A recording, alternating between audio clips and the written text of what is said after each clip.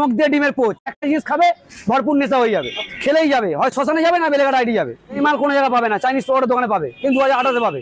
আমি শুভ নতুন একটা জিনিস তৈরি করছি, 2028 আসবে লঞ্চ করার জন্য, ঠিক আছে? এটা কি তোমরা কেউ চেনো? কি এটা? এর নাম হচ্ছে বুড়ো সন্ন্যাসী। বুড়ো সন্ন্যাসী? হ্যাঁ, সুরা সুরা সুরা দিয়ে ডিম পোচ? একদম, যাকে আমরা ইংলিশে বলি ওলমক। আচ্ছা, ওলমক দিয়ে ডিমের পোচ, ওল মং দিয়ে ডিম। ঠিক আছে? মানুষ সুরার সঙ্গে চাট লাগে, আমাদের চাট আর সুরা একসঙ্গে কম্বিনেশন, একদম একটা জিনিস খাবে ভরপুর নেশা হয়ে যাবে। আচ্ছা, হ্যাঁ, খেলেই যাবে বেলেঘাট আইডিতে, হয় শ্মশানে যাবে না বেলেঘাট আইডি যাবে, বাহ। ঠিক আছে? একদম ড্যাম শিওর খেলেই যাবে।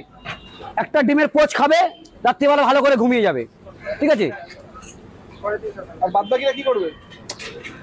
একটা ডিমের পোচ খাবে, রাত্রিবেলা ঘুমিয়ে পড়ে, পরের দিন সকালবেলা শ্মশানে চলে যাবে। না, ওইটা কোনটা? এটা বাকিটা।